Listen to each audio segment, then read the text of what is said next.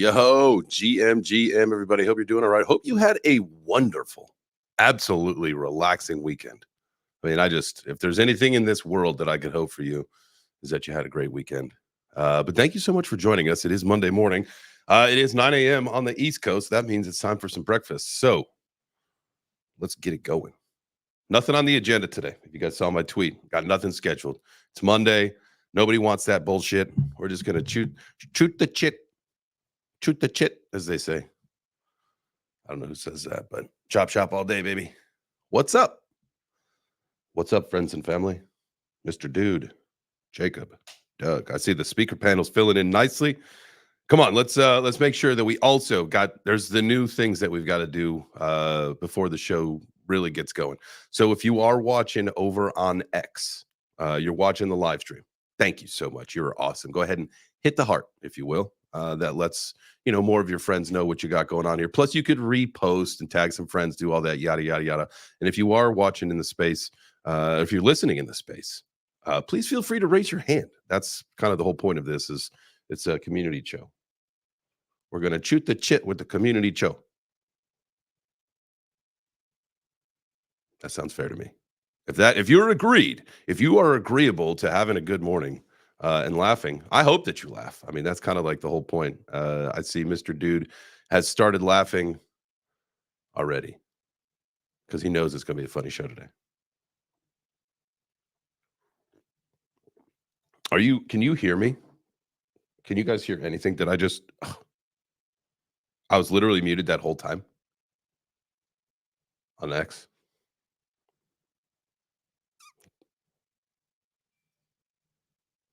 Oh, I can't hear anybody.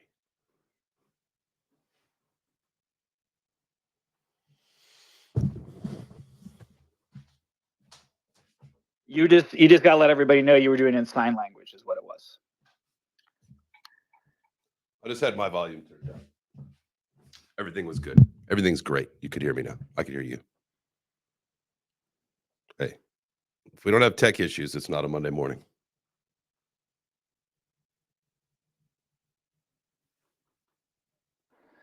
Well, you never know with X, right? You go into spaces and like everybody's talking, you see all the hundreds going up, the clapping, and you're sitting there, I can't hear shit. Like, and then you sign out and you go back in. It's like, oh, it was me. No, it's brutal. These X spaces are,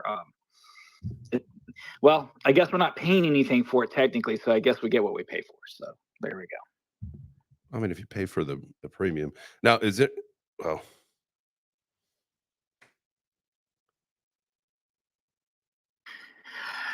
oh no, I think you're rugging on us.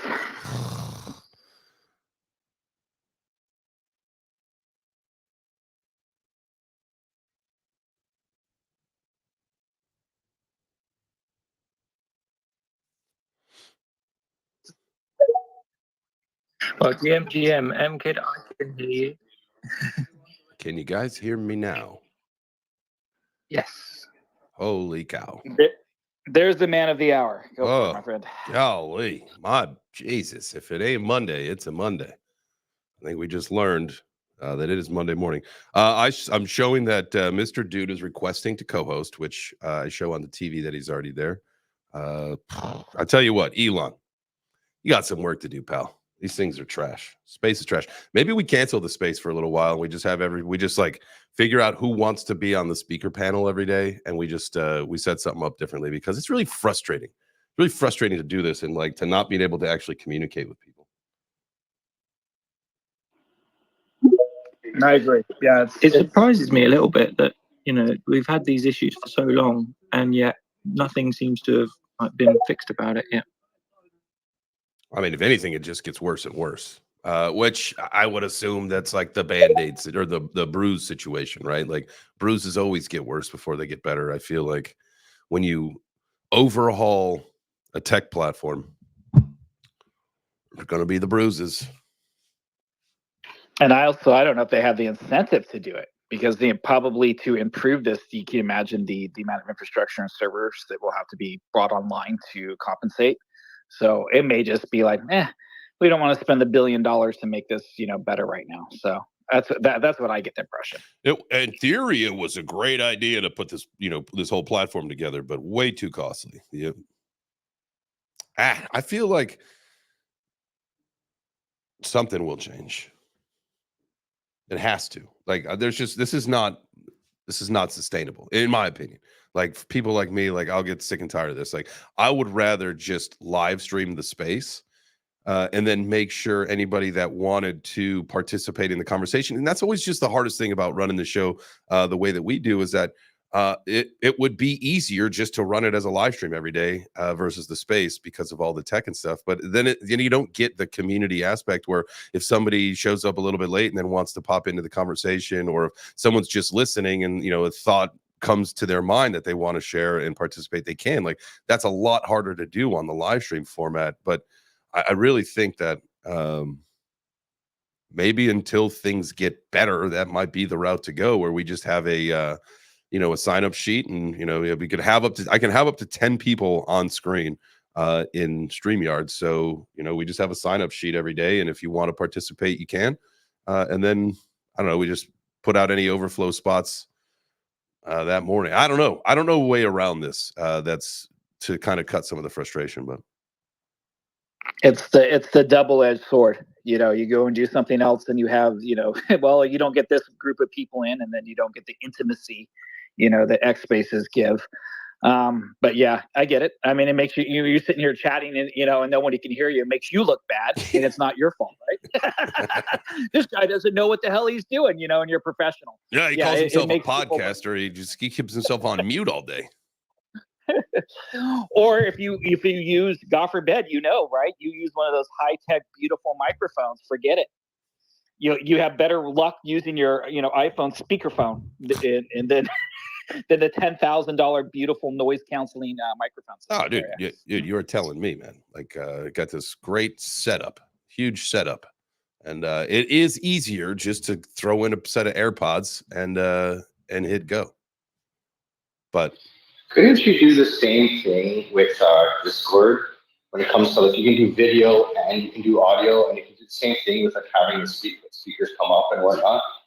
I you thought, just gotta set the permissions to them. I didn't know you could do video. I thought you could only do audio chat in Discord, but that's, I mean, I just yeah, you can live stream. You can stream your screens and stuff like that, right? So you can set it up just like you have. Okay. We use it for gaming all the time, so you can I can stream my screen. I can show you screens, kind of like Zoom or WebEx or whatever. Some of the ideas for that. And Discord is like nerd central for us, right? That can do it, but try to get grandma into Discord. Good luck, And that's a really good point. I mean, because when you really think about, like, I would just say, a show like the Web3 Breakfast Club and what we do. I mean, this to me has the ability to just have regular people show up and have a good couple laughs with us, and really kind of maybe start to understand the basics of what crypto is, or just, I don't know, just from a normal person level, right? Whereas, like you said, they're like, yeah, like, oh, we're going to the Discord. It's like, yeah, no, you're not going to get normies coming into a Discord just to hear you chat. Like, that's not while I understand for people in crypto, that's a viable option, but to pick off like normal people, I don't think that's as viable as some people think. And we get some good new people just pop in as well. Just people that have sort of stumbled across the space, and they hop in and hear a topic they know something about or want to learn something about, and it's just a great way for new people to get involved and to meet new people. What was the before Spaces was modeled kind of after Clubhouse, right? Do people still use Clubhouse, or is that a dead platform? I haven't heard that name in years, so I would probably been a while that. People be like, the Mickey Mouse Clubhouse? Yeah, kind of that one, but Yeah. a little bit different. Look, slightly. Well, I mean, maybe in some regard. But yeah, that was like that's like the OG Spaces. What was that, Mike? Sounded like you sneezed. It's like probably doesn't work with my headphones. Just trying to make goofy sounds. Oh, my bad. I was going to say, he sounds like he's in a well. We need to go send a well rescue to get him out there, because that goes something else. No, I'm waiting for the subway, so I'm in that little. Oh, there you go. I need to What? So, are you in Toronto, Mike? I'm on my way there. I'm Okay. gonna be heading down there. Okay. So, because you said you're on the subway, I was wondering, like, you know, we ought to start prepping for August and for when we come out there for Futurist. And so there is there's a transit system, so you can use like a subway or a L train or whatever you guys call it in the city there. Yeah, there's subways, streetcars. If you're downtown already, there's streetcars. There's the main hub will be Union Station, and that'll pretty much bring you anywhere you need to go. Yeah, Mike's heading out there currently to put up the Web3 breakfast banners. Well, they need it at least, they need at least a month in advance notice so that people can prepare themselves for what's going to happen. And when I say that, it's all good stuff. So if you guys were thinking about attending the Blockchain Futurist Conference in Toronto, August 13th and 14th, I suggest you do it because we're going to have the Web3 Breakfast Club in full effect. We are all going to be there. Mr. Dude, were you just talking?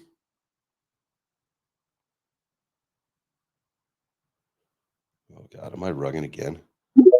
Nope. Mr. Dude hasn't stopped talking for the last half hour, just we can't hear him.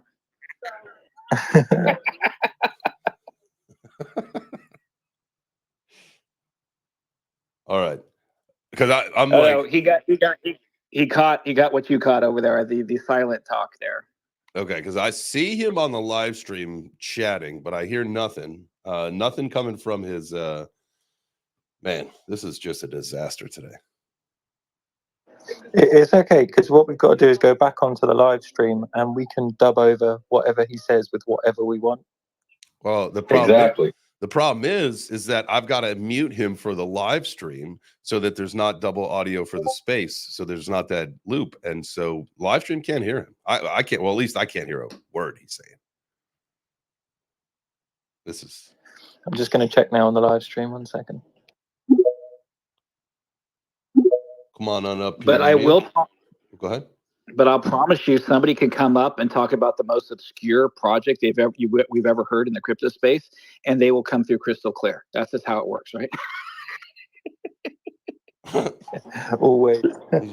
He's just going to start. It sounds like Mr. Dude's having Neil problems today. Hey, we can hear you loud and clear, brother. Yeah, we swapped spots. How's it feel there, dude? Mr. Dude, do you want to? Well, see, it's weird. Oh, it's because I got you muted. Do you want to drop down and then come back?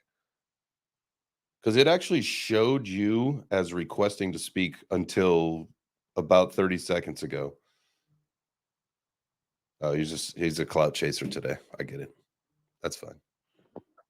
Yeah, the co-hosting, and it seems like if you do a request and then you get invitation to co-host, it mutes you. That's what it did. That That's what it did, because he had requested, and I shot, instead of accepting the request, I shot him the co-host. You son of a gun. And then it silences them forever. All right, I'm removing you from co-host, and let's try that again. All right. Man, we're learning. So that was great, M-Kid. I'm glad that you explained that. So now that we know, guys. Yo. There he is. See, now he's back. There we go. M-Kid with the save. M-Kid with the save. All right, I just have to give my opinion on everything that's been said real quick. No, I'm just kidding. I got nothing. No, the only reason I got the save is because I had the same thing happen. I got invited as a co-host, and I got the Mr. Okay, all right. Hey, okay, all right. To mute someone. I understand. All right. Who's that? The commander? Commander. Hey, Neil. Also, Neil, shut up over there. I heard you. I'm fucking commander. Also fucking commander. Yes, I like this energy. What are you the commander of?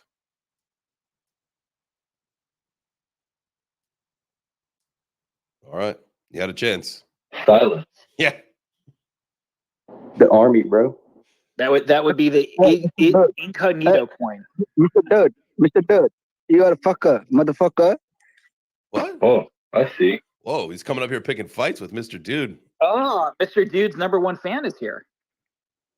Yeah, you fucker, Mr. Dude. Yeah, damn it. I've never even met this. Spicy. Normally my #1 fans come in. I mean, but you don't have to put your hand up when you're just constantly interrupting everyone. Just go ahead. All right. Karate Combat number 50, Mr. Dude versus Commander. Here we go. All right, here you go. Damn, that was like my first troll, I guess. It was kind of exciting. My heart rate got going there. I was like, oh man, this is gonna be a good time. I cannot wait to clip that moment. Wow. It's like, Mr. Dude, you fucker. Like, what? Hey, you've now officially made it. Right? Thank you. I can't wait to get downtown Toronto and have someone yell at me like that. Which doesn't happen as often as you think. JChains, you're asking about like subways and stuff. Like we got them, but like you can take a taxi in Toronto and it's fine. Like you'll get where you're going. It's not like New York where you're absolutely fucked. That's good. Yeah, well, there's Uber there too. You can take Uber. Oh, so Uber. I don't know what Mike sounds like is the actual subway system. The conductor. There's a fucking train behind you. Oh, the train is coming to station right now. You could hear that thing. What? So do you have Uber boats? We Doug and I took. We don't, man. That's so new. You don't get that was crazy when I saw that. Oh man, I'll tell you what. Like, I need to know if there's any other places in the world that have Uber boat, because that was cool. And this is not like your typical river cruise. Like they did not just putz the river. These things ripped. So did they convert like the riverboat taxi, like the public system, to like half Uber, half like public system, or is it like full on Uber boats there now? Because when I was there, that wasn't a thing. I don't remember if there were any other like companies that were doing it. I feel like they were all just Uber boats, but I could be wrong. Is that Nathan I see? Hey dude, how you doing? Yo, brother man, what is going on? I just wanted to say, just listening to that Commando guy, I'm just sitting here with tears when it was one of the funniest spontaneous moments I think I've had for the last month. I very rarely laugh out loud, but that really tickled me. Mr. George, you fucker. And then you've got to get that as a sound clip. 100%. That'll somehow, because then when we do like like a new show intro song, like that's gonna be like the little end of it, like before it like cuts to the two of us like sitting there and says, "Mr. Dude, you fucker." That's really got me. I found that hilarious. That was great. Just, I mean, from left field. I don't even know where that guy came from. But what's going on with you, brother? How you been? Yeah, I'm good. That's really brightened up my day, though. Yeah, no, I'm good, mate. Just grinding. How are you guys? Good. Same thing. Yeah, I always seem to miss your spaces because I'm usually working till 8, half 8 in the morning. So it's usually about now. I'm getting a couple of hours kip, but it is good to jump on and chill with you guys. What's been going on at your end? Not too much, man. Definitely had a good time out in London. Missed you. I know that we tried to connect. Yeah, I'm so sorry I missed it. It was literally it was one of those last minute things, and it's such a shame as well because Kai was at the event. He was running someone's corner. Kai's a heavyweight boxer that we're sponsoring. He's a guy 23, 24 years old. An amazing boxer, 6 foot odd. He fights out of Rumble's gym. And he said, yeah, well, let us know if you want to go and I'll get you some kind of, just come in with us guys and we'll get you some backstage passes. I said, well, that would be brilliant because I can catch up with JChains and all of those guys. And then I think about 24 hours before he phoned and said, sorry, mate, I just haven't been able to get hold of the guy to get them. So, yeah, no, I apologize. I was really looking forward and it's really frustrating because you're an hour away from me, 45 minutes. So it would have been great to catch up and come and have a... At some point, man, it'll happen when it should happen. That's how it all works. We should come to Nashville, definitely. Nathan. It's just a short little 8 to 10 hour flight. No big deal. No big deal. Yeah, well, I'm in all seriousness, I'm planning towards the end of this year, beginning of next year, is actually traveling a lot because we're constantly being asked to kind of be the media partner for a lot of these big conferences, and just the cost of doing it is quite costly, especially when you're sending a team out there of 3, 4, 5 people, all flying. And most of these are in like the US. Anything in Europe's a lot easier for us. We can jump on a flight for 50, 60 pound. It's not a problem. A little different. But well, you know what? The thought just occurred to me is that we're running media for Bitcoin and then also for Blockchain Futurists. So if you need any support or representation at either of those two events, happy to do some kind of collaboration with you. Yeah, definitely. I mean, a lot of them, what we kind of, I mean, we've done a few kind of Miami, Dubai, things like that. But what we often do is actually we'll publish like a bespoke magazine for the event. Okay. So when people walk through the door, they get handed like a collectible copy of the magazine, which you can have all your speaker events listed, a map of the area, so people can use it to like direct them, plus some articles about who's exhibiting, what people are doing, and the exhibitions love it. But again, it's for us, it's like it's a 20 grand cost without the flights. But we're looking at doing 7 or 8 next year. So yeah, so I'm looking forward to that. Any plans to do Token 2049, or you guys? Is your boxer? Is he going to be fighting at the Crypto Fight Night in Singapore? I'll be honest, I really don't know. Okay. I may. I'd ask, just, you know, when is it? I may be fighting in that. I got to get in touch with Rahul, who he's the guy who started Crypto Fight Nights, the Crypto Fight Weekly. So I may be fighting in that. So if you've got your guy fight in there, maybe there's an opportunity to do something in Singapore. Yeah, definitely. Well, when is it? September, I believe. I think it's like mid-September. I'll have a chat. Okay. I'll speak to him. If it's not something that his management have already got planned, I'll see whether we can get him there. But he's a really good boxer. I mean, he's tipped to be ranked top 10 in the. He's only just gone pro, but he's tipped to be ranked top 10 in the next 2 years. Nice. What was his name? Because I mean, I definitely watched all the fights in London, so I probably saw him fight. Well, he wasn't fighting. He was just running a corner for someone from his gym. Got you. But yeah, no, his name's Kai Forder, Kai and then Forder, Forder. Cool. But he's just done a documentary on Amazon about mental health and how boxing has helped him with his mental health and things like that. It's like a 3-part series. But yeah, he's definitely one to watch. The guy's a powerhouse. He's just huge, but really skilled as well. That's awesome. And you know me, I love my boxing. I'm not into the football and things like that. Boxing is my thing. Dude, this whole world in sport. Like obviously, I've been an MMA fan. You know, you grew up watching boxing, and then you kind of, for me, my age, like, you know, we transitioned over to MMA because it was way more exciting. The knockouts were way cooler.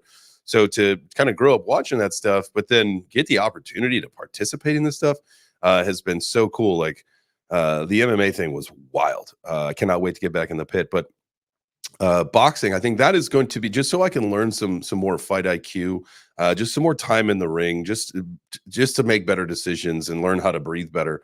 Definitely looking forward to getting some boxing, because that's where my training really started from. Yeah, no, I know you liked. I know you was into your MMA kind of when we was talking quite back a year ago. I mean, I'd done kickboxing for 8 years, but I'm 45 years old now. I'd struggled to get the fitness levels up. I'm past it now. Gone. My knees are shot where I've been kicked in them so many times. But I love it. It's a great sport, and it is good for your mental health as well. Oh, bro, it was for the mental health. Absolutely. It just reprograms you. If it's like you're just getting into that training, it reprograms you, and obviously going through it and the continued education, and because you're always learning how to improve yourself, right? Like, man, discipline, all sorts of shit. Like, it was fantastic. Recommend anybody looking to make a big change in their life, go take up boxing. How are you getting on with your win ratios? I think last time I checked, I don't think you'd lost one. I think you was doing. Yeah, you were smashing it. For which one? I said, how are you getting on with your win ratios with the fights? How many have you had? How many have you won, drawn, lost? So I'm 0-1. 0-1. I tell you what, though, that was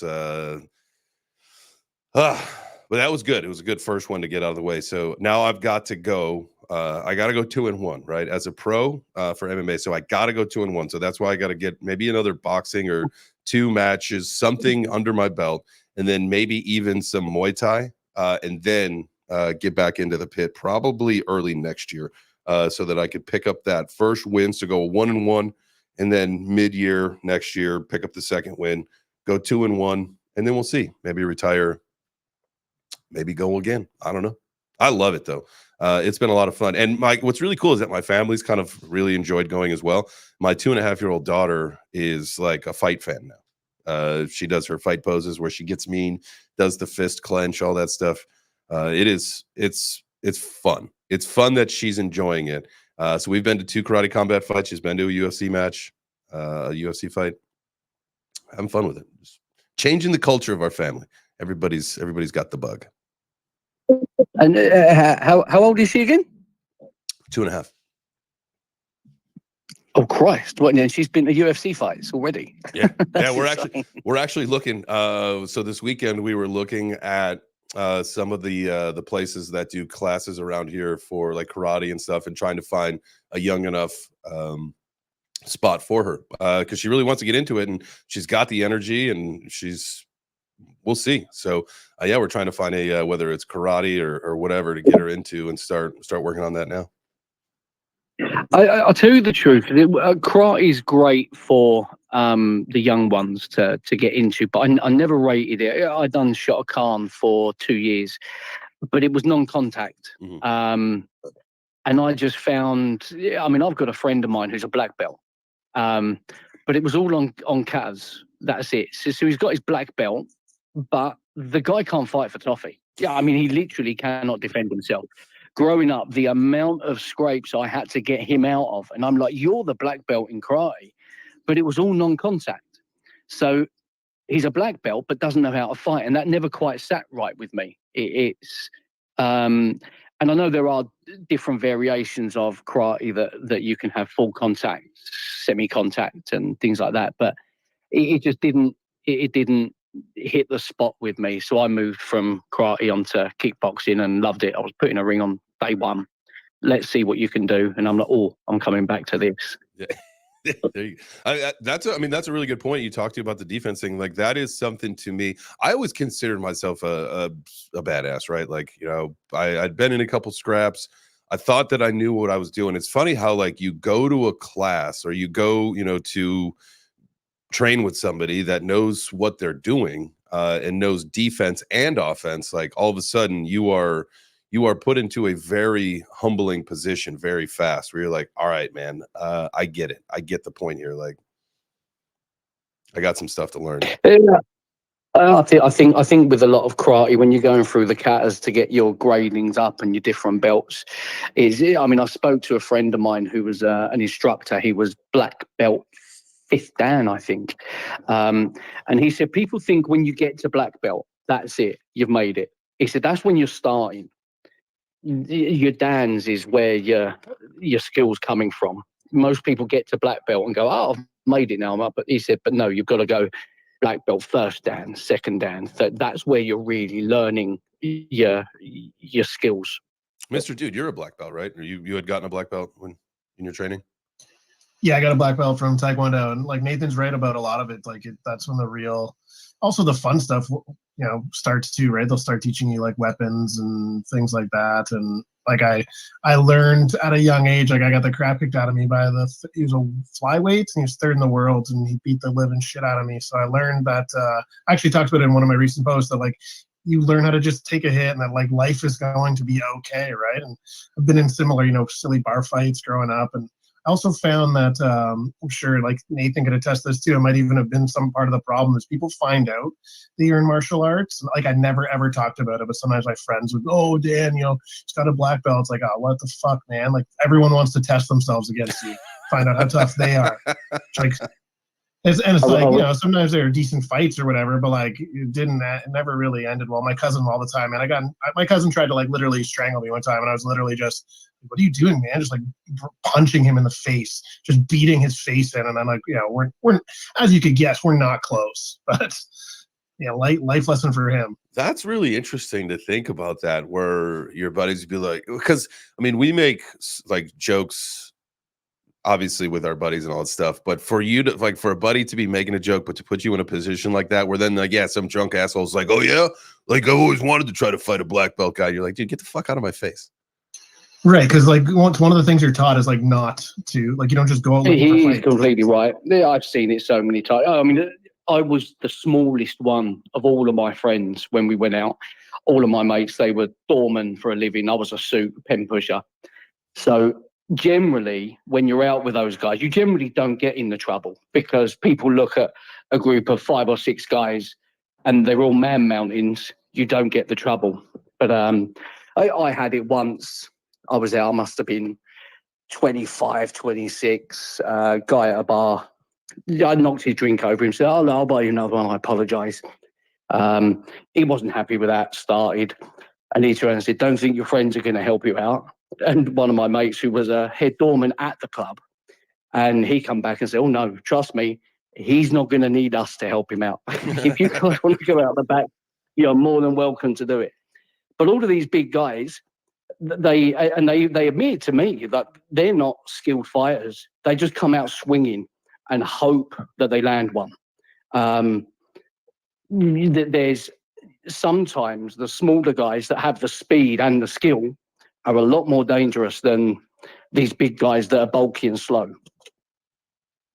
Oh, absolutely. And we learn sometimes you do things incorrectly, you don't stick to the plan, and then you gas out fast. Right? Because like with the bigger guys, at least, yeah. like that's usually like if you're fighting a guy bigger than you kind of want to wait for them to gas out because they tend to do that.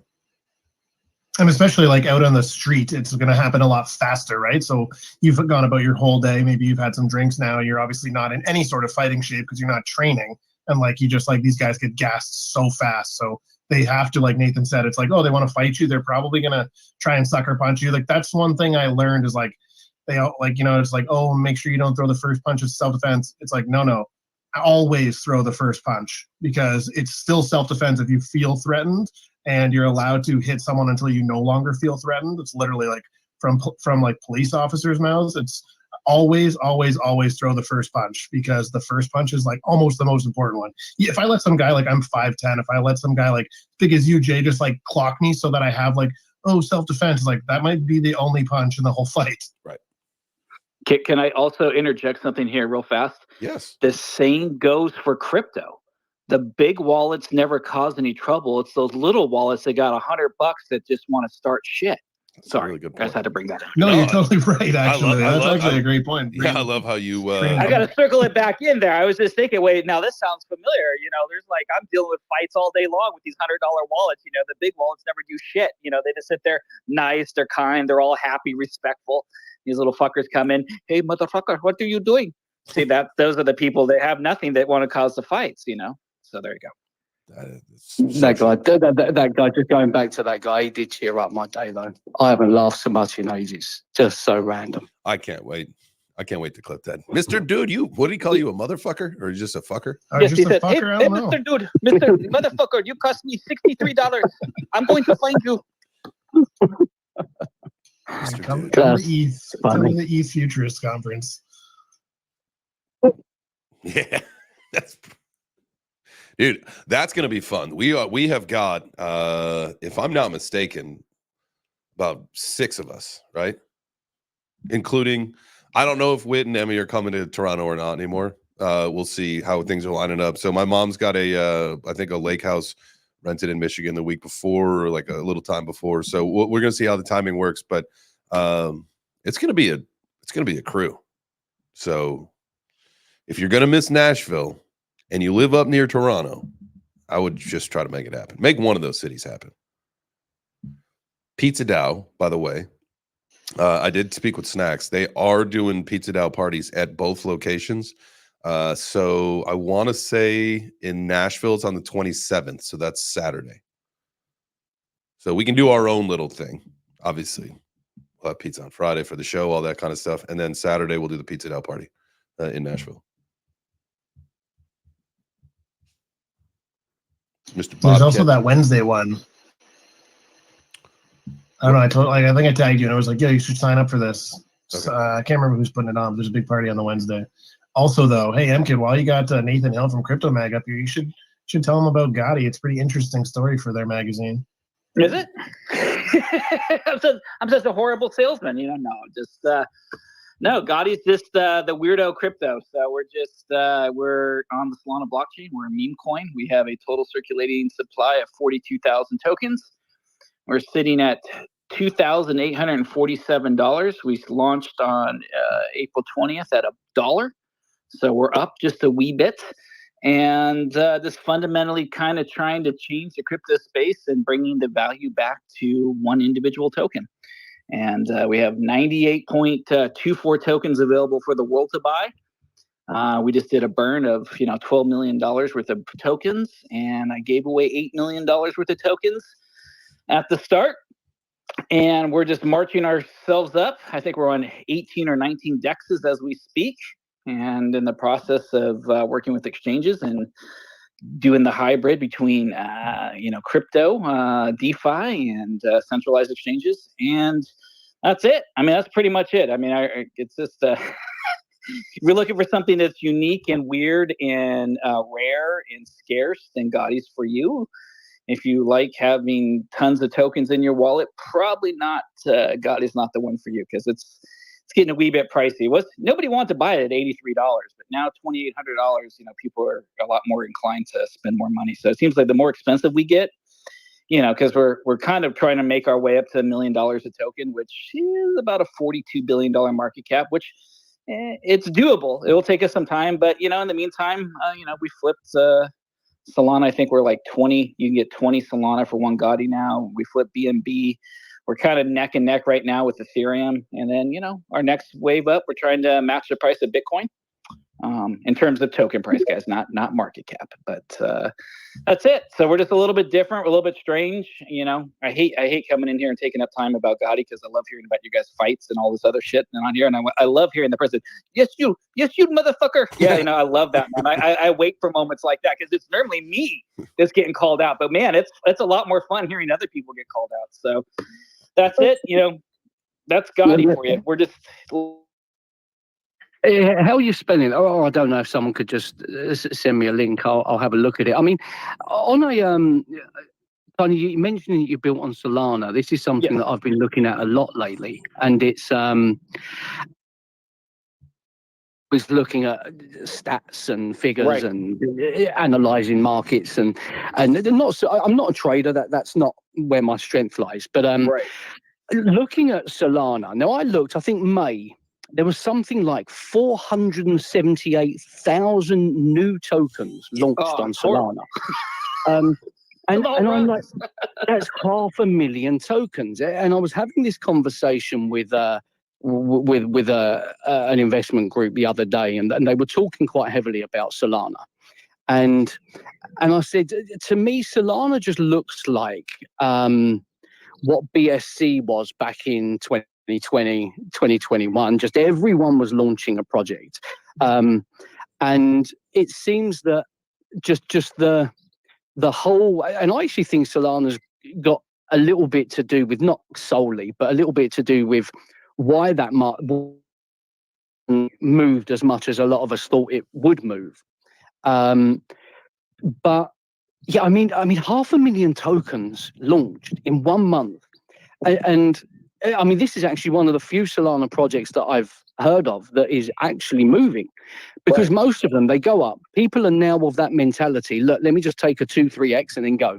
Exactly. And then it doesn't recover again. But they're kind of diluting the market to such a stupid extent. And I'm not saying they're all rugs. That would be unfair. I'm 100% on your page. Keep preaching, my friend, because I don't agree with. I just think it's. I mean, how are you finding it? I mean, do you think there's longevity in Solana, or do you? we gave away $8 million worth of tokens. Imagine that.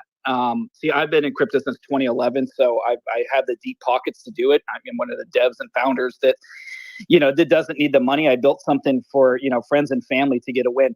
So yes, I had to bring in millions and millions and millions and millions of dollars of investors outside of, Wall Street friends to buy out our community.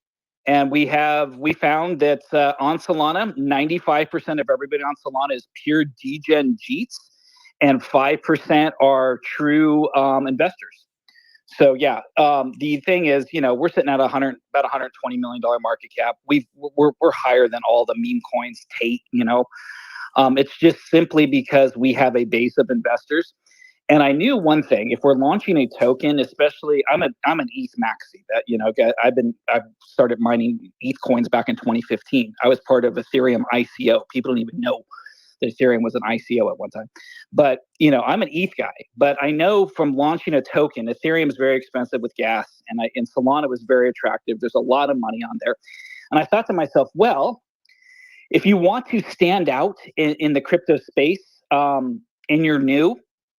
Best not to go with the perfect projects that have utility and are, have been around for years and have a beautiful track record. I thought, well, if you want to stand out, go amongst the shit and become the shining gem. You're in, to me, most of all, Solana is fool's gold. So I said, well, let's become the real gold and the fool's gold. And then when people handle us and see us, and I tell everybody, our strength is not in what token price we can hit, it's in what we can maintain. Because who cares? There's these tokens that can go up to $1 million market cap. 3 weeks later, they're at, they're back at $2 million market cap. So for me, it's about maintaining, and you can check out our chart. It kind of speaks for itself. And that's just simply because we had to replace all the degens with investors. And it's working out pretty good. But again, Solana has a lot of benefits in terms of blockchain costs, transactions. In terms of the shit that's released on there, it's horrible. And I just know, not for 1 second could I can defend Solana in terms, but there's a lot of money there. And you got to go where the money is, and you got to go where it's conveniently fat, and it's easy to stand out amongst the shit. I told all these people, it's like, hey, if you're not a very attractive looking woman, okay, you go to the beauty pageant down there in Mississippi or Alabama, where most of the women only have 2 or 3 teeth. You may be a 5 on the score, but when you go to that beauty pageant, you're going to be saying, "My God, she's beautiful, Maylene. Look at her." You're going to win the beauty pageant. Don't go compete against, if you're a 5. Don't be competing against the Miss Americas, okay? You go among the ugly shit, and then you stand out. So that's what we've done. We've been able to stand out amongst the garbage. So, it's just a different approach. But knock on wood, $120 million market cap. We're up, I don't know, 280,000% or whatever it works out to be. But it's working out. Our investors are happy. Our community's happy. But yeah, it's a tough place. It's not for the faint of heart, and you got to have a lot of money to survive it. So we're doing pretty good. And you didn't lie. You didn't lie. You did not lie when you said that. And I can speak by my own how it happened for me. I've bought more coins over $2,000 than I bought sub 100. Like that's just how it works. Well, of course. No one wants to buy a red candle. You got to buy the beautiful green candles. That's just how crypto works, man. Can I ask you a question? How did you guys launch? Did you put a lot of was there a pre-sale? And I'm curious, and I'll make my comments about Solana ecosystem if anybody's interested as well. And we did something different. We launched a token on the 8th. We went public on the 10th, and we launched trading on the 20th of April. And we handed out thousands of tokens. So we did not do a pre-sale. We did a free sale. That's FREESALE. And I built an entire community without anybody ever putting $1 in. And I made everybody a token holder. We gave as many as 8 tokens away. So if you figure out the math, we gave away $20,000, $30,000 per person that came in. We did the most stupid shit on the face of the earth with giveaways because, again, we're a meme token. And that's the beauty of when you have a dev and a founder that's not broke. So I'm not here to make money. I don't have any personal tokens. I have a lot of control of tokens, but we're burning tokens or we're giving tokens back. That's how we do it. And yeah, so we fundamentally did every single thing opposite of all projects. And I love it. We're all organic. Not $1 ever been spent on marketing. Not one penny.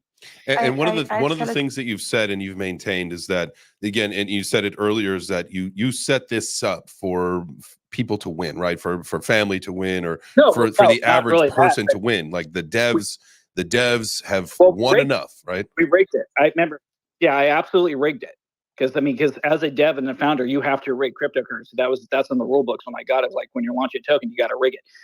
Except I didn't rig it in my favor. I rigged it in favor of our investors. I mean, because it says you have to, as a dev, must rig this cryptocurrency. So we rigged it. We just tipped it in the scales, and that's why we literally have some holders that have $1 million+ wallets, because we're rigged it in favor of the investors. Now, do we have market conditions? Of course, you cannot. We're paired with Solana, so Solana goes up, Solana goes down. It affects our price drastically, but that's a fair market condition. But other than that, me burning, it's a $12 million token burn. I was closing my eyes. I heard the little tokens screaming in the background. Oh, it's like, it's horrible. It was horrible, but the investors are over there, the sick bastards, they love it. The more tokens you burn, the more scarce their token becomes. And now we're 500 times more rare than Bitcoin. So people don't understand why our price is so high. Gotti, because with 42,000 tokens, you take 21 million tokens of Bitcoin, it works out to being exactly, we're 500 times more rare than Bitcoin. So that's how we can hit Ethereum price. We'll be able to surpass Bitcoin price. We'll be able to go into the $1 million price point at some point. But again, that's not in terms of market cap. People need to understand market cap. We're not going to surpass Ethereum market cap. We're not surpassing Bitcoin, but individual token price, because we have so few tokens. Yeah. So again, that's just something that's rigged for investors. So we just, that's it. I'm constantly here. That's all I do. Because I tell the community, all I'm here to do is to fuck up buyers. They're like, what do you mean fuck up buyers? Well, I keep trying to push the price up higher, right? And doing everything we possibly can so it gets more expensive. So it's screwing buyers and it's benefiting holders and sellers. So that's just, again, it's rigged in favor of sellers and holders, not really rigged in favor of buyers, because we keep on making it more expensive here. So buy now or cry later. or just wait till it goes up 10x. Because some people, you can brag, like, hey, I didn't buy it at under $3,000. I bought it at 30,000. So you got to allow people that option. Because the bigger the green candle, the more exciting it gets. That's a fact. Yeah, I think one of the things that you really hit on there is a second ago, you'd said, well, and this is something that is really rare within crypto and within Web3. Most developers need the money, and that's where the problems can occur.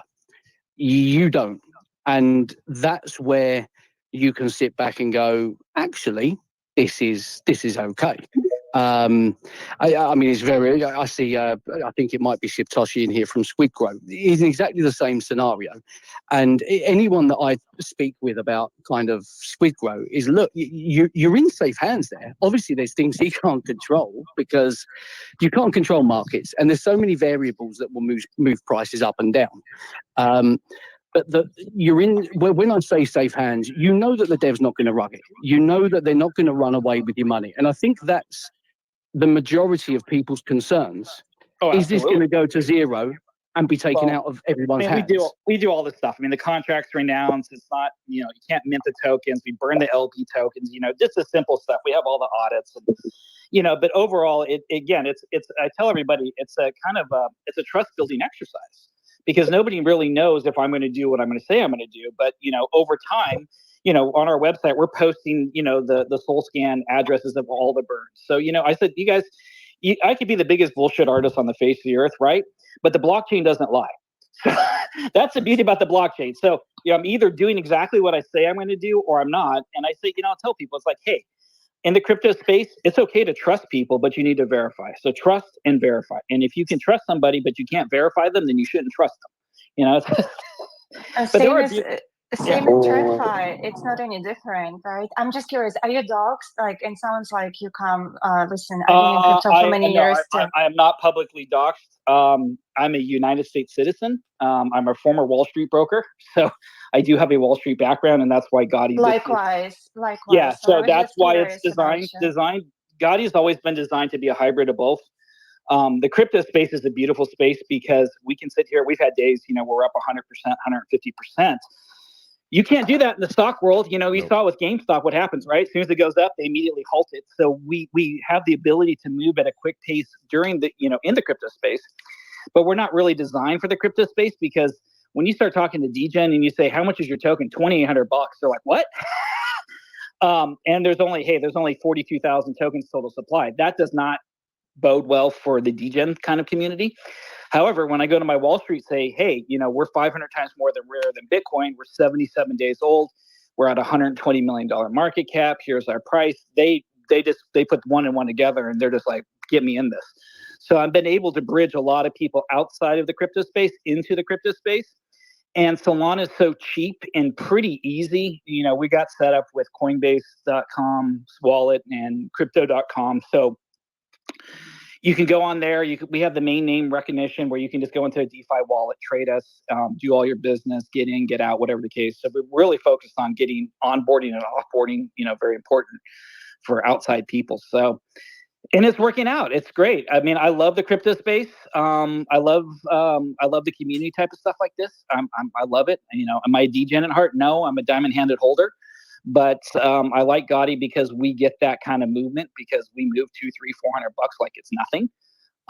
And I like giving people the power. We've put the power back to one token and giving people ultimate control over their destiny. And it's fun to watch. It's fun to watch the people just piss it away, and it's fun to watch the people come in and say, "Nope, I'll take that," and do it. But again, it's all power to the people. Rigging it for the investors. Guys, I'm an investor at heart, and I thought to myself, God, can I find a project that's not going to rug on me? I haven't found many. Devs lie all the time, but I was like, well, shit, let's just rig this for the community. I got tons of friends and family that are involved that are holding the floor. So I have a personal responsibility to these people that do know me, that I am doxed to, because they sit around the dining room table and and holiday times. So it's going to be, but my wife says, she told me real fast, she's like, hey, you got your friends and family. We got all of our friends in here in this token. Don't fuck it up. I'm like, Nope. shit. Damn it. Yeah, that's okay. So that's what keeps me going, guys. It's the wife that says, don't fuck it up. You better keep this thing going up. You got to keep them happy. So love it. Are you open to collabs?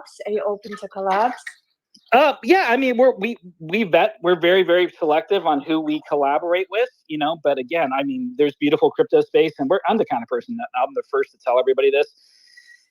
If you're in a beautiful crypto project, do not invest in Gotti. And I don't hate a lot of things, but I hate people that bounce from project to project to project and wreck project to project to project. If you're in a beautiful cryptocurrency, keep your fucking money there. We don't want it. If you're in a bunch of shit coins that aren't making any money, then think about Gotti. That's it. I'm just a firm believer that the crypto space is a beautiful space, and we need to support one another's beautiful projects and not be competitive, because it's like a buffet. When I look at crypto, sometimes you want steak, sometimes you want dessert. You got tokens that are gaming tokens, you got tokens that are utility tokens, you got tokens that are doing blockchain tech, you got tokens that are bridging things. I mean, you got the meme coins, which is just shits and giggles, right? So it's a beautiful space, and we're open to working with any type of other projects that share kind of our vision of first things first. The vision is this: putting the investors first, putting your holders first. And I'll support any project that does that. If you're putting the devs and the people that your best friends that snuck in the middle of the night and snipe some tokens, yeah, we're not going to support your project, but we're open to anything. So. Yeah, I'd love to connect because I feel like we share the same values. And just back to your comment about Solana. Listen, to me, Solana is just an ecosystem and technology, right? And it's almost like people blaming social media or guns, right? Or whatever. It's the human factor. You have the latest and greatest. It's up to you what you do with it. So I do appreciate, Wall Street and everything. And similar to you, I came and survived the ICOs and all of that stuff. But at the end of the day, to your point, blockchain, doesn't lie. Everything is transparent, right? Unlike, Wall Street, when there is double spending, when there is a ton of fraud, and you and I came from that world, right? And I love what you're doing. Like, you take technology. I mean, you chose to stand out and be the shiniest object. I was like, I'm gonna bring, substance, class, and passion and integrity to this space, and I'm fully doxxed. I'm not hiding. Like, I'm doxxed on, through LinkedIn. I'm doxxed through Twitter, and, my message is it's just the technology and we can do fantastic things. And that's why I'm looking for, like-minded projects. And I'm focusing 200% of my time on red cells, because I'm also trying to attract more ladies similar to Wall Street. It's about financial inclusion to me, because it's less than 10% of women. To me, this is like a legacy meme, but also I'm making fun of bro culture, because, I survived Wall Street, but, now I would love to see more ladies, but also, similar how you're trying to relate to your Wall Street audience, Right.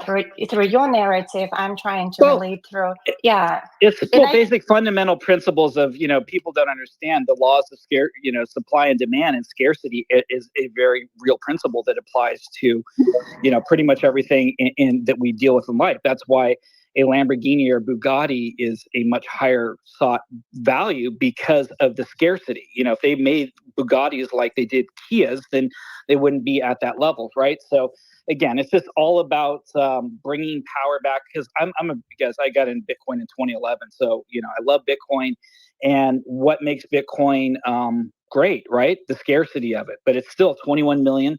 Bitcoin is still an inflationary token, because they're mining it every day. So we just made something that's super rare and made it deflationary. And I thought, well, for shits and giggles, let's just, because I'm lazy. I'm like, well, if we want to get the Bitcoin price, I know we just have to keep slashing the supply down. So listen, I agree with you. And people compare Bitcoin with gold. I actually had always, like, even when I talked to hedge funds and things like that, I was like, no, like, it's not as scarce. Like, I would rather compare it to like tanzanite, right? Which is a very rare stone, and not too many people understand that there are much more diamonds and gold than tanzanite. But I also say that Bitcoin is like a meme of Wall Street. I mean, nobody read the freaking white paper. They don't even, not too many people, I should say, at least in my experience. And back to Solana, to me, it's about mass adoption, simplicity, and people don't care how the watch is made. They just want to know what time it is, right? And if you make it simple and you're related, and I do believe that it's the retail market that's driving, this cycle and further cycles. This is why we're seeing all those reverse M&A acquisitions and things like that. Most of the crypto space is either two things. They've either made their money and left, or they have put their money in and gotten rugged. Most people understand scarcity ever since they didn't have any toilet paper to wipe their booties with. That's when they started understanding it. Yeah, that's why you pay a lot of money for that toilet paper when there was not much around. So yeah, the principles work across everything. That's funny, man. You said that. You think that's something I haven't thought about. People were actually fist fighting in the stores for toilet paper. That's just nutty shit. Wow, true though. I saw toilet paper on eBay. Shit's gone really bad when you're putting toilet paper on an auction. Yeah, man. I just remember going to Costco and getting that big old thing. People, you could probably make a fortune selling toilet paper back in the day. Nathan, what you got for us, man?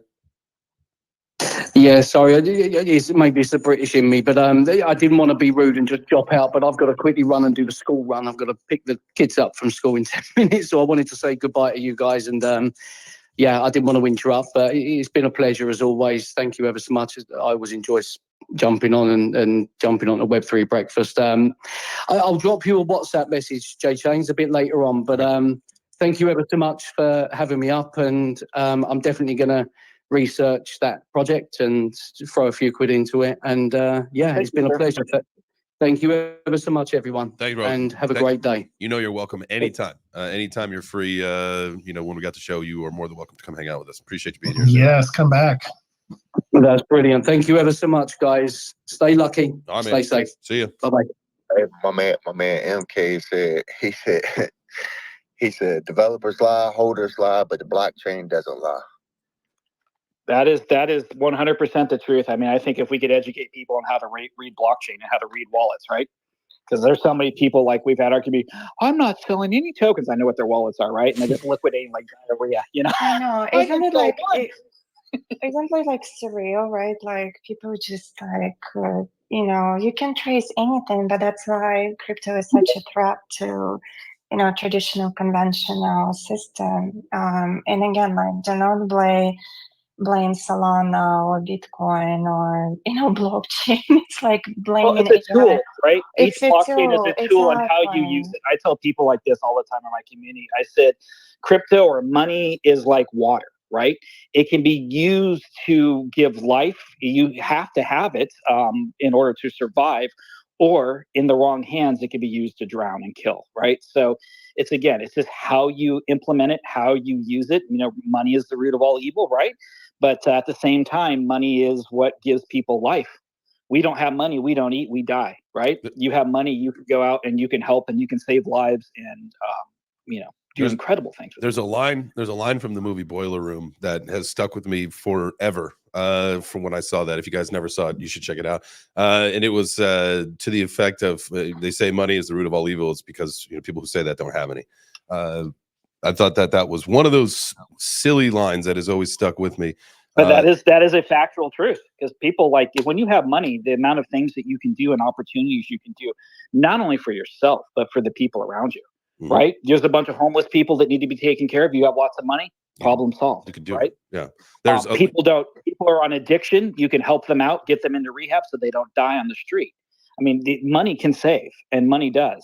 It's just how it's used and who's behind it. Who wields the power, and I think that is the most important thing there. I know we had a hand up from hopefully I'm pronouncing it right. Aegis Protocol. Yes, correct. On this topic of money, I personally would say money is a very bipolar thing, which can be used for evil as well as good. You could help a business fund itself with a loan and get above expected return faster, or you could make it bankrupt by usury. So it's a very bipolar thing. I personally think modern banking is pretty close to usury than the intended purpose of helping businesses many times. Last time I've asked for an institutional loan, as an example, like I got good condition, like 6%, but they said private loans sometimes go over the table for 30% or 20% annually, which is usury. There has been laws against it in the past, like 12%.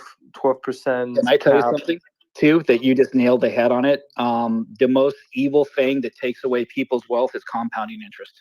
Oh yeah, compounding interest. That is the most. That's how you buy your house, right? You have a 3%, 7% mortgage, and by the time you're done, you just paid $2 million for the $500,000 house. Yeah, compounding interest is the most evil thing to take away people's money. There has been laws in the past which forbid a loan exceeding the initial loan amount, meaning if you borrow 500,000, you can't owe 2 million, which is kind of common sense, because if he's incapable of repaying the double amount of the initial sum, bankruptcy will be guaranteed if it's fivefold. No, it's not really creating any productivity. When I was out in London, I actually and this is something that I had learned. I had an Uber driver who was Muslim, and he was telling me that is one of the things that that they're not allowed to do is through the faith is have, like, I wouldn't say predatory loans, but predatory loans where someone is paying more, and like you can't take like those extra payments, right? Does someone know what I'm saying? I just butchered it. Yeah. There's many different even religions, because it's considered so unfair. I mean, you bought a house at $500,000. People are like, oh, I'm only paying 7% interest. but they don't realize, and then how it's amortized, how you're always paying interest up front and you're not getting principal, right? So you're halfway through your loan and you're like, my God, I still owe $410,000 on this $500,000 house, and you just paid for 10 years. And then only at the very end of the loan are you actually paying the principal payment. So if you guys, go look through your statements. Yeah. And you'll see that all the money that goes to pay off is at the very end, after you gave all the banks and the financial institution all your money at first. Banks are scams. And he's correct. I've studied banking. That's where I wrote my PhD on it. He's absolutely correct. You first pay off the interest. You don't actually pay off the house. That order of liquidation is very important.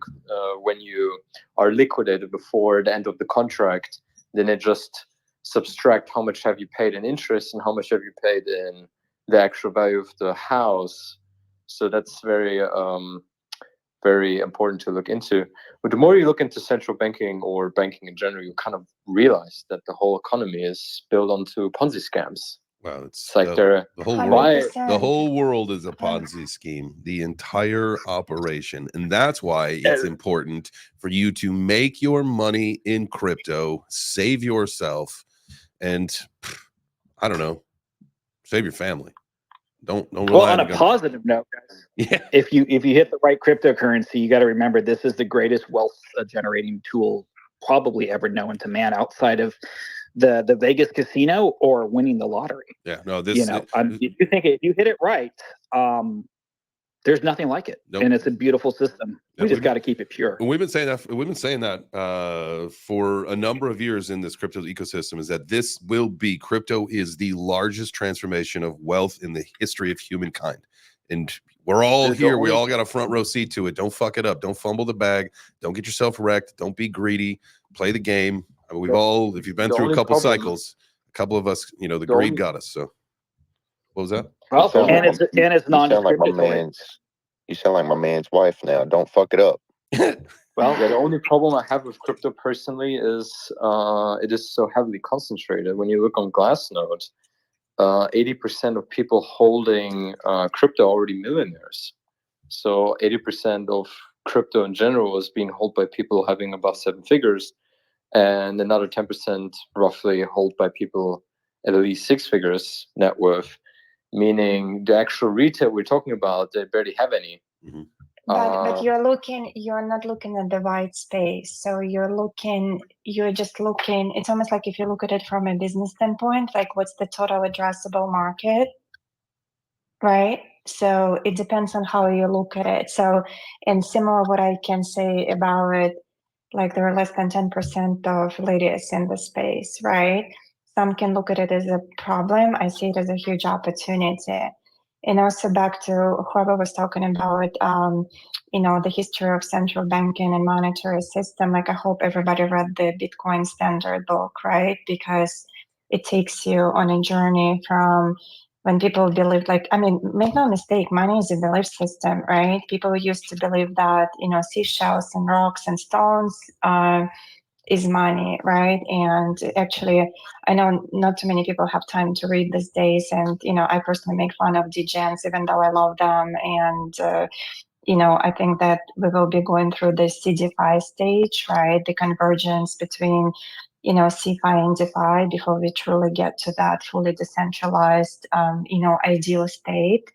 But at the end of the day, it's, yes, there is very high concentration right now, but also the opportunity is surreal, especially with all the things that are happening. And again, I'm actually less concerned. People get excited about ETFs and bigger players and things like that. Yeah, but the opportunity is here for the retail market. The opportunity is here for, people. Money is freedom. Money is the ability to do whatever you want, right? So, and even Web3, for those who, it's not a fair game in a way that I totally agree with you. If somebody has, lots of fiat money, they just can come in and buy in. Listen, I get it. Life is not fair, but at the same time, I do believe it's a much more fair game, because even like creatives, like you can literally, sometimes you just need your phone, a little bit of creativity, and you get into Web3. Some people get it because they love art, because they can create things, they can sell it, right? Yeah, like I totally agree. Of course, it's not like just because it's concentrated that there's no opportunity to participate or make money. I'm just pointing out that the majority of people might get rich in the future potentially, but the problem is the allocation of which they have share. They're kind of investing $100 instead of 100,000. The amount of money you manage is more important than the percentage gain you make. And I think many people kind of ignore this, and I think they can save themselves out of the rat race and fiat Ponzi scam through investing a couple $100 a month, which is not the solution. It might help you, might create you some savings, but it won't set you off from the system, realistically speaking. Right. And for the same reason, I totally agree with you. And for the same reason why, with all my respect to, BTC and people who still obsess, like Maxis, like you're not going to get the same return, right? So that's why many more waking up to Solana ecosystem, because if you really zoom out and you look at the growth trajectory, it's like, again, not any different how VCs play with startups, right? In a good way. They don't really care what the company is.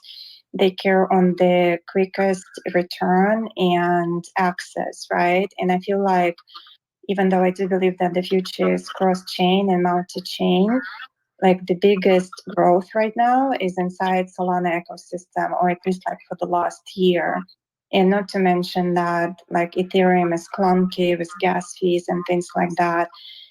Regular people are looking for, simplicity above everything else, but also having some fun and, having some creativity. And that's why we're seeing bigger players like BlackRock and Pantera Capital, getting into ecosystem as well. But and frankly, BTC, to your point, we don't know who is holding the original supply.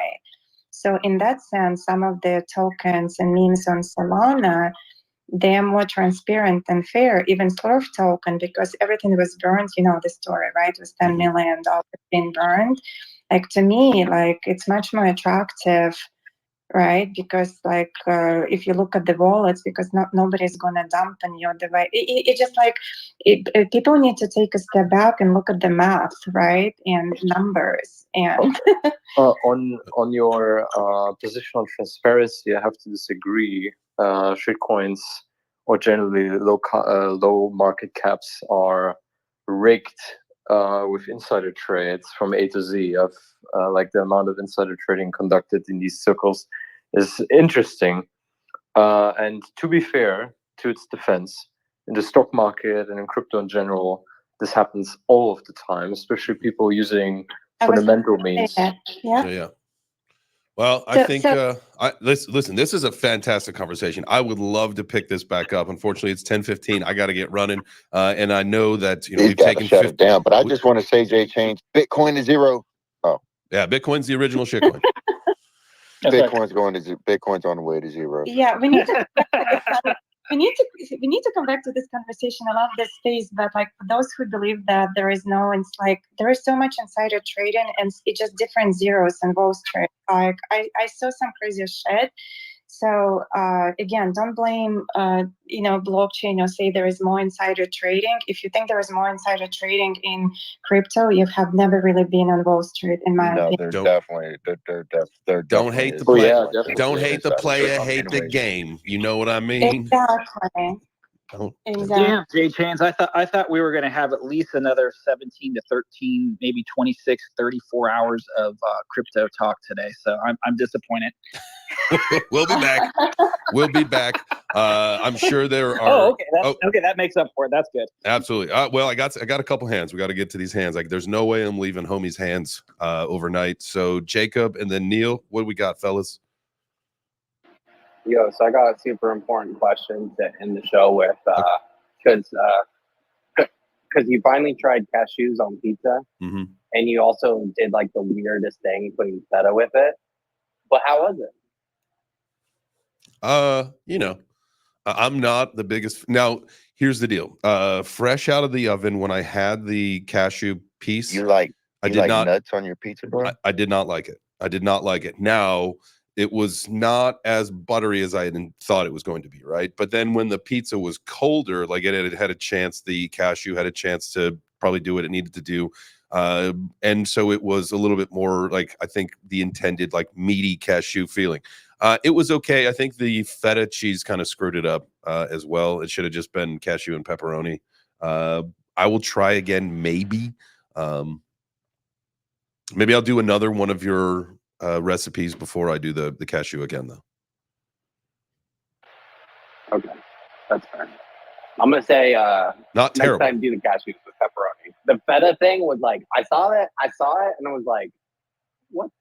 Yeah, it was a little. Just I confused. thought I for was some just reason, confused, because I know that like with some of the things that you put together, they're very elaborate sounding. So I'm like, oh, I need to get fancy here. I'll throw some feta cheese on. That was a mistake.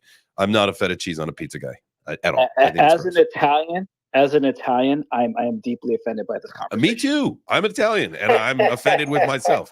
Trust me. The second you put cashews or feta cheese on the pizza is when I get up and leave the room. Me too. Don't you worry, young kid. Neil, what you got for us, fam? Yeah, man, I just wanted to thank M-Kid for jumping on this morning and for the opportunity of Gotti. And, while everybody's trying to win the lottery, don't forget about the Gottery. Hey, you know? hey, God, we know Gotti candle. We know that Gotti candle's coming soon. That's right. It's coming. Just get ready. Let's go. Jesus, how many more Gotti candles do you guys want? I mean, you can't just get. No. We want the Gotti. Well, so here's the deal. Remember, and this is going to go on as long as it takes. But when the token price gets to 10K, I am shaving my face completely bald with a razor. Oh shit! I have a lot. Now I have more motivation and incentive behind me now. So thank you. Hey, one last question, JChains. How's Billy McFarland doing? I don't know, man. Hey, we haven't talked. I think that was, our relationship was short-lived after I realized that I had gotten scammed. So I have not reached out. Hopefully, I still get the tickets to Firefest. He said that I was going to get a handful of tickets. I don't know what that means, but we'll do a giveaway, and some of you all get to come to Firefest with me if that's even a real thing. I don't know. But, damn it, Billy. Damn it, Billy. Damn it, Billy. What are you doing now, buddy? All right. He's more focused on his viral social media campaigns, I think, than training. That was a fucking fluke, and that was a mistake on my behalf, running out of gas and allowing him to win that fight. So I'll challenge him into a rematch at some point, but whatever. All right. We got to get that rematch, JChains. Gotta get that rematch, bro. You know it. But then that's gonna so we got to fight him twice, because then I'll beat him the next time, and then we'll have to have the rubber match. So we'll see how it goes. All right. It's time to go. You guys got something else to do. I already took 20 minutes longer than I normally do. That's my fault. I hope that you have a wonderful day today. If you sat and listened, if you came up on stage, I love you all the same. Maybe tomorrow you can come up on stage if that you're feeling so inclined. But whatever you do, make yourself 1% better today than you were yesterday. And you do that over a couple-day period. I'll tell you what, man, your life is going to change, and it's going to change for the better. So I love you guys. Adios, amigos. Anybody else have anything else to say before we go? I love you like you love us. That is have a great week. It's a tremendous amount. Have a great rest of your Monday. Adios. See you tomorrow, boys and gals.